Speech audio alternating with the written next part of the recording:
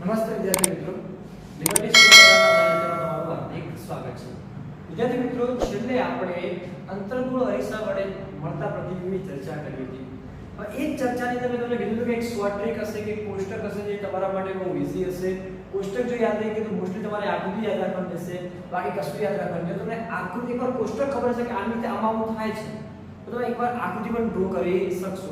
અને જો તમે કોષ્ટક જ આવડતું તો પણ તમારી પરીક્ષાની અંદર જોવા જઈએ તો 3 માર્ક્સનો પ્રશ્ન પૂછે તો 1.5 થી 2 માર્ક્સ તમને કવર થાય છે આ કોષ્ટકના આધાર ઉપરથી. બરાબર, તમે કોઈ પણ વસ્તુ તમને પરીક્ષા પૂછે તો કોઈ વાંધો આવી શકે નહીં. તો ચર્ચા કરીએ કોષ્ટક ઉપર. કોષ્ટકની અંદર પહેલું જોઈ શકો છો વસ્તુનું સ્થાન. કેવું છે? વસ્તુનું સ્થાન. બીજું કયું છે? પ્રતિબિંબનું સ્થાન. ત્રીજું શું છે? પ્રતિબિંબનું પરિમાણ. અને ત્રીજું છે પ્રતિબિંબનો પ્રકાર. આપણે જે ચર્ચા કરી 4 વસ્તુને લઈને જોવાની છે. તો પહેલેથી આપણે જોવા જઈએ તો આપણે દરેકને 6 ભાગને ડિવાઇડેશન ઉપર જઈએ છીએ. આપણે 6 સમજીશું આપણે. પહેલું વસ્તુનું સ્થાન લઈએ છીએ આપણે. વસ્તુ કઈ જગ્યાએ લઈશું? અનંત અંતર. કઈ જગ્યાએ લઈએ છીએ? અનંત અંતરે. તો અનંત અંતરે રહેલી વસ્તુ તમને કઈ જગ્યાએ પ્રતિબિંબ મળે છે? તો અનંત અંતરે રહેલી વસ્તુનું પ્રતિબિંબ તમને કઈ જગ્યાએ મળશે? તો પ્રતિબિંબનું સ્થાન કઈ જગ્યાએ છે તમારા માટે? આપણે ભણી ચૂક્યા. ક્યાં ભણ્યા હતા? ક્યાં હતું? તો મુખ્ય કેન્દ્ર પર. કઈ જગ્યાએ હતું? મુખ્ય કેન્દ્ર પર. મુખ્ય કેન્દ્ર પર. તમે લખી શકો F પર. કઈ જગ્યાએ મળે છે? F પર. પ્રતિબિંબનું પરિમાણ કેવું હતું? તો વાસ્તવિક અને ઉલટું. કેવું હતું? વાસ્તવિક અને ઉલટું. કેટલું હતું? તો કે બિંદુવત. કેવું હતું? બિંદુવત. બિંદુવત. બરાબર, એકદમ બિંદુ સ્વરૂપ, એકદમ નાનું. કેવું હતું? એકદમ નાનું બિંદુવત જેવું હતું. એટલે ખૂબ જ નાનું બિંદુ આપણે લઈ શકીએ છીએ. લખવું તો આપણે લખી શકીએ છીએ અને ખૂબ જ નાનું બિંદુવત. કેવું લઈ શકીએ? ખૂબ જ નાનું બિંદુવત. તો કઈ જગ્યાએ છે? અનંત અંતરે. પ્રતિબિંબ કઈ જગ્યાએ મળશે? મુખ્ય કેન્દ્ર પર મળે છે. વાસ્તવિક અને ઉલટું અને ખૂબ જ નાનું બિંદુવત મળે છે. બીજું આપણે લઈ લઈએ આના પછી. હવે આપણે જઈએ છીએ આગળ થોડું. C થી થોડે દૂર. કે જઈએ છે C થી થોડે દૂર. C થી થોડે દૂર હોય તો શું થશે? શું કન્ડિશન બનશે આપણા માટે? તો કઈ જગ્યાએ મળે પ્રતિબિંબ C થી થોડે દૂર હોય તો C અને F ની વચ્ચે કઈ જગ્યાએ મળશે તમને? તો C અને F ની વચ્ચે કેવું હશે? પાછું વાસ્તવિક અને ઉલટું જ. તો પ્રતિબિંબ કેવું મળશે તમને? વાસ્તવિક અને ઉલટું મળે છે. કેવું મળે છે? નાનું. કેવું મળે છે? નાનું. એટલે કે વસ્તુ કરતા નાનું હોય છે. નાનું, ઘણું બધું નાનું નહીં. વસ્તુ કરતા કેવું હશે? નાનું. તો અનંત અંતરે તો મુખ્ય કેન્દ્ર પર સીધી જોડે તો C અને F ની વચ્ચે. પછી પાછળ બીજી ત્રીજી વસ્તુ પર જઈએ આપણે. અહીંયા C પર કઈ જગ્યાએ લઈએ છીએ? C પર લઈએ તો શું કન્ડિશન થશે? જો વસ્તુ C પર હોય તો પ્રતિબિંબ કઈ જગ્યાએ હશે? C પર. કઈ જગ્યાએ હશે? C પર. તો વસ્તુ C પર હોય તો પ્રતિબિંબ કઈ જગ્યાએ મળશે તમને? C પર મળે છે. હવે કેવું મળશે? તો વાસ્તવિક અને ઉલટું. તો વાસ્તવિક ઉલટું છે.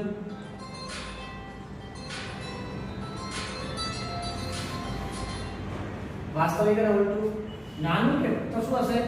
વસ્તુ જેટલું. કેવું મળશે? વસ્તુ જેટલું. શું મળે છે? વસ્તુ જેટલું જ મળે છે. તો તમે જોઈ શકો છો કે C પર છે પ્રતિબિંબ કેવું મળે? C પર. હવે એક અગત્યની વસ્તુ તમારે જોવાની છે. અગત્યની વસ્તુ એટલા માટે છે વિદ્યાર્થી મિત્રો કે આપણે જે કન્ડિશન જોઈ રહ્યા છીએ, આપણે જે કન્ડિશન બહુ સરળ છે. સમજો કે અનંત અંતર કઈ જગ્યાએ? મુખ્ય કેન્દ્ર પર.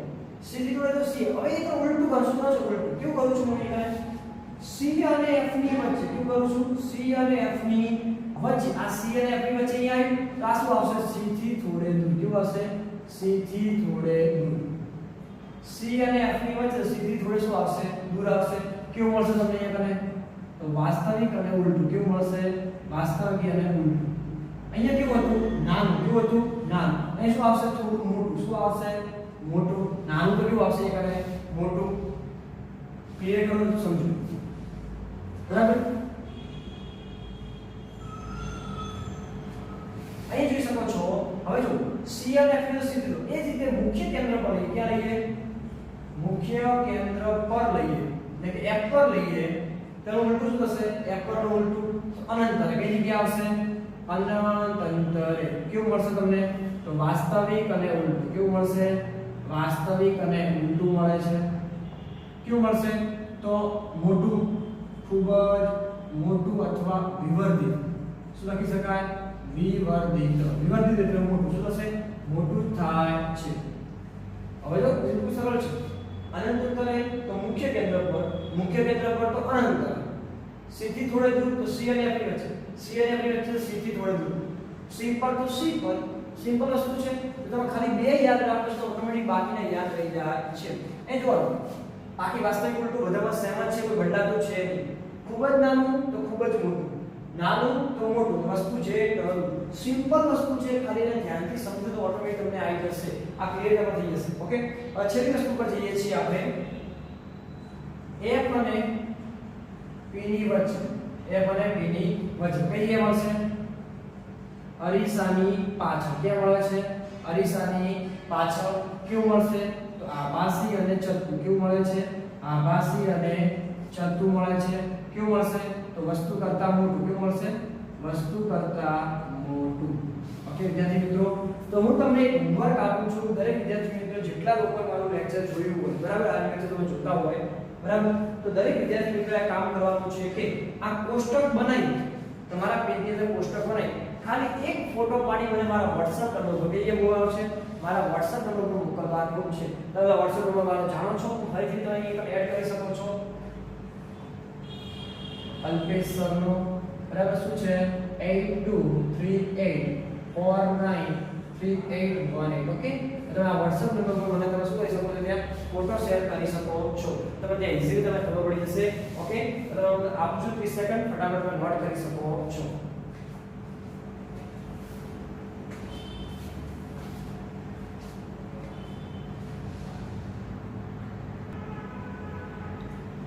ઓકે વિદ્યાર્થી મિત્રો, અમારે લખાઈ ગયું છે.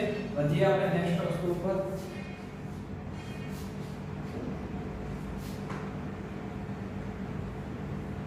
આમાંથી એક પ્રશ્ન તમારી બોર્ડની પરીક્ષામાં પૂછાયો છે, એટલે ફરીથી પૂછાઈ શકે. ઓકે, એને બહુ ધ્યાનમાં રાખીશું. નેક્સ્ટ પ્રશ્ન બી આપણા માટે અગત્યનો છે, કેમ કે 2 માર્ક્સની અંદર પરીક્ષામાં પૂછવો હોય તો પ્રશ્ન પૂછી શકે છે તમને, તો તમારે એ પ્રશ્ન બી તમારે બહુ ધ્યાનથી સમજવાનો છે. પ્રશ્ન એવો છે કે અંતર્ગોળ અરીસાના ઉપયોગો લખો. શેના ઉપયોગો લખો?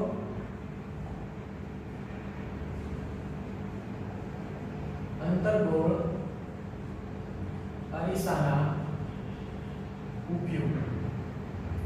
બરાબર, તો અંતર્ગોળ અરીસાનો ઉપયોગ થાય ક્યાં?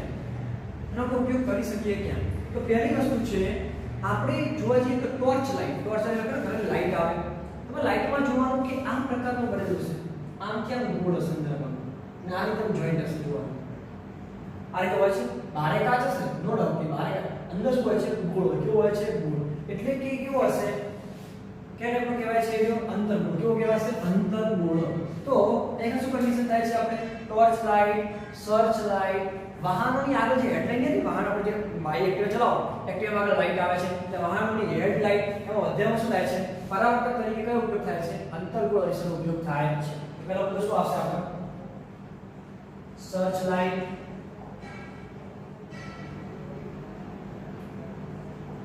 વાહનોની હેડલાઇટ, અને ત્રીજી વસ્તુ શું આપણા માટે છે? એક અલગ ટોર્ચ. બરાબર, ટોર્ચમાં પરાવર્તક અરીસા તરીકે કોનો ઉપયોગ થાય છે? તો અંતર્ગોળ અરીસાનો ઉપયોગ થાય છે. પેલો મુદ્દો ક્લિયર થઈ જાય છે આપણા માટે. સેકન્ડ વસ્તુ જે છે કે તમે જોઈ શકો છો, તમે ઘણીવાર જોશો કે જ્યારે તમે અત્યારે આપણે શું મોસ્ટલી આપણે જોવા જઈએ તો આ સાઈડમાં બહુ ઓછું યુઝ થાય છે. અમદાવાદ જેવી સિટી કે ત્યાં જાઓ છો કે તમે દાઢી કરાવવા ગયા હોય, જસ્ટ ઉદાહરણ તરીકે હજુ તો વાર છે, પણ આપણે દાઢી કરાવવા ગયા હોય કે ભાઈ મેકઅપ કરવા માટે ગયા હોય, બ્યુટી પાર્લરમાં ગયા હોય, ત્યારે મોઢાને મોટું જોવા માટે, એટલે કે કમ્પ્લીટલી મેકઅપ આવ્યો કે ના આવ્યો, કમ્પ્લીટલી આવ્યો કે કોઈ ચહેરા પર કોઈ ખામી નથી, એ બધું ચેક કરવા માટે શેનો ઉપયોગ થાય છે? તો ત્યાં પણ અંતર્ગોળ અરીસાનો ઉપયોગ થાય છે. તો આપણે લખી શકીએ છીએ દાઢી અને મેકઅપ સમયે ચહેરાને મોટું જોવા માટે ઉપયોગ થાય છે. તો એના શું જોવા માટે મોટું જોવા માટે પણ ઉપયોગ થાય છે. તો બે વસ્તુ એ થઈ જાય છે. પહેલું શું છે સર્ચ લાઇટ માટે, બીજું શું છે આપણે દાઢી કે મેકઅપ માટે. હવે આપણે જો ધારો કે વસ્તુ મોટું જોવું હોય બરાબર તો બીજી કોઈ વસ્તુ ઉપયોગ થાય છે. તમે ધારો કે દાંતના ડોક્ટર પાસે ડેન્ટિસ્ટ પાસે ગયા હોય, ભવિષ્યમાં તમે બી દાંતના ડોક્ટર બનશો બરાબર, તો ડેન્ટિસ્ટ પાસે ગયા હોય તો તમારી જો કે દાંત કેવા હોય નાના હોય પણ દાંતની અંદર કોઈ ખરાબી હોય તો એને મોટો મરીશું જોશે કે જોતા હોય છે. તો એ કયો છે અંતર્ગોળ, કયો છે અંતર્ગોળ. તો દાંતના ડોક્ટરો દાંતને જોવા માટે બરાબર શરૂ ઉપયોગ કરે છે તો અંતર્ગોળ અરીસાનો ઉપયોગ કરે છે. ઓકે, એ પેલા મુદ્દા પર ત્રણ મુદ્દા થાય છે. હજુ બી આપણી પાસે બીજા મુદ્દાઓ છે. બીજી વસ્તુ જોવા જઈએ તો સૂર્ય કુકર અથવા સોલર ભઠ્ઠીની અંદર તો સૂર્ય કુકર એટલે શું છે કે આપણે જે ખોરાક બનાવવો હોય, સૂર્યના તડકા દ્વારા ખોરાક બનાવવો હોય તો આપણે કેનો ઉપયોગ કરીએ છીએ? સૂર્ય કુકરનો ઉપયોગ કરીએ છીએ. તો સૂર્ય કુકર અથવા સૂર્ય કુકર અને સોલર ભઠ્ઠીની અંદર અથવા સૌર ભઠ્ઠીમાં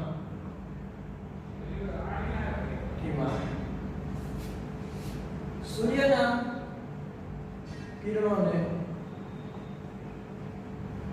કેન્દ્રિત કરવા, કેવા કરવા માટે? કેન્દ્રિત કરવા માટે કોનો ઉપયોગ થાય છે? તો અંતર્ગોળ અરીસાનો ઉપયોગ થાય છે. સૂર્યના કિરણો બધા જે ભેગા કરો તો અંતર્ગોળ અરીસાનો ઉપયોગ થાય છે. કઈ રીતે? તો સમજી કઈ રીતે હોય છે. આ રીતે એક સોલર ભઠ્ઠી આ રીતે પેટી આવે છે. જ્યારે આપણે છેલ્લે ચક્ર ચલાવવાના છે આ સબ્જેક્ટનું ત્યાં તમારે સોલર લાઇટ ને અને સૂર્ય કુકર વિશે ભણવાનું છે બરાબર. તો એક જ જોવા જઈએ તો આ પ્રકારનો જે અરીસો હોય એ અંતર્ગોળ કેવો હોય છે? અંતર્ગોળ પ્રકારનો હોય છે. હવે જે સૂર્યપ્રકાશ અહીંયા આવે છે એ પ્રકાશ અહીંયા આવી જશે, આ જગ્યાએ કેન્દ્રિત થશે. આ બધા ડબ્બાઓ છે, આ ડબ્બા પર સૂર્યપ્રકાશ આવે છે તો શરીરે કેન્દ્રિત થાય છે. અને કેન્દ્રિત થવાના કારણે તમે શું કરી શકો છો? કમ્પ્લીટલી આપણે બિલોરી કાચ ઉપયોગ કરતા અહીં તમે દૂર કરો બિલોરી કાચ તમે કેન્દ્રિત કરો છો ત્યારે શું થશે? એક જગ્યાએ શું એક્ઝેક્ટ પ્રકાશ પ્રકાશ શું સળગે, શું થાય છે? સળગે છે. એ જ રીતે અહીંયા પણ શું થાય છે? ગરમીના કારણે શું ખોરાક પકવી શકાય છે. સૂર્ય ભઠ્ઠી સોલર કુકરનો ઉપયોગ થાય છે. પછી આગળ જોવા જઈએ તો આપણે ઘણીવાર ડોક્ટરો જે હોય છે, તમે જો કાન નાક ગળા જે ડોક્ટરો હોય છે એ ઘણી વખત અંદર જોવા માટે, કાનની અંદર જોવા માટે અથવા નાકની અંદર કંઈક ફસાઈ ગયું એ જોવા માટે એક આગળ લાઈટ રાખતા હોય છે. ઘણીવાર તમે એ પણ જોયું હશે કે એના સિવાય બી તમને ઉદાહરણ તરીકે આપું છું કે તમે આપણે તમે ઘડિયાળ જે સમય કરતા હોય, ઘડિયાળ જે રિપેર કરતા હોય એ પણ શું આગળ એક પટ્ટી રાખતા હશે અને જોવા માટે ઉપયોગ કરતા હોય છે. ત્યાં પણ શું કરી શકાય છે? અંતર્ગોળ અરીસાનો ઉપયોગ થાય છે. તો અમે કન્ડિશન લખી શકીએ કે ડોક્ટરના હેડ મીટર શું કહેવાશે ને? હેડ મીટર, કેમ કે માથા ઉપર લગાવવામાં છે હેડ એટલે બરાબર. હેડ મીટરમાં આંખ, કાન, નાક, ગળાના મોટા પ્રતિબિંબ મેળવવા માટે, શું મેળવવા માટે? મોટા પ્રતિબિંબ મેળવવા માટે. કેમ? કેમ કે આપણને ખબર છે નાક કાન બિલકુલ નાનું છે, કાન બિલકુલ નાનું હોય તેની અંદર પ્રતિબિંબ કેવું મળશે? તમને નાનું મળે છે એટલા માટે શું ઉપયોગ થાય છે? તો જો ઘડિયાળની જો બધા પાર્ટ્સ કે બિલકુલ નાના હોય એટલે આપણે કોઈ આગળ રાખતા હોય ચેક કરે છે કે કેવું છે ખાવે છે એ ચેક કરવા માટે શું થાય છે? અંતર્ગોળ અરીસાનો ઉપયોગ થાય છે પ્રતિબિંબ મોટું મેળવવા માટે. છેલ્લી વસ્તુ જે છે ટેલિસ્કોપની અંદર શેની અંદર ટેલિસ્કોપ એક આવે છે. તમે જ્યારે ધોરણ 12 માં છો ત્યારે તમને ભણાઈશ બરાબર. તો રિફ્લેક્ટિવ કયું? રિફ્લેક્ટિવ પ્રકારનું જે ટેલિસ્કોપ હોય પ્રકારનું ટેલિસ્કોપમાં એનો ઉપયોગ થાય છે. ઉદાહરણ તરીકે દૂર છો ત્યાં તમે બેઝિક વસ્તુ માટે ટેલિસ્કોપની અંદર રિફ્લેક્ટિવ આ પ્રકારનો એક મોટો બધો અરીસો હોય. અહીંથી જોવા જઈએ તો પ્રતિબિંબ અહીંયા આવે, આ રીતે કિનારી બનશે બરાબર. અહીંયા શું છે? આ ટાઈપની અરીસા અંદરના ભાગમાં આ રીતે અરીસા હોય છે અને એ અરીસાનું પ્રતિબિંબ અહીંયા કેન્દ્રિત થાય છે. આ રીતે અંતર્ગોળ અરીસો ઉપયોગ થાય છે. તો આ રીતનો ઉપયોગ થાય છે. તમે આ રીતે પણ એનું પ્રતિબિંબ તરીકે દર્શાવી શકો છો. ઓકે, તો આ રીતે ડ્રોઈંગ કરી શકાય છે. તો આ એક રિફ્લેક્ટિવ ટેલિસ્કોપ છે.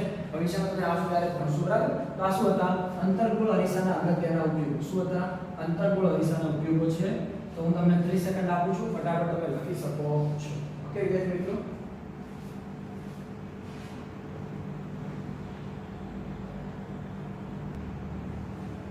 ચલો વિદ્યાર્થી મિત્રો આપણે આગળ વધીએ.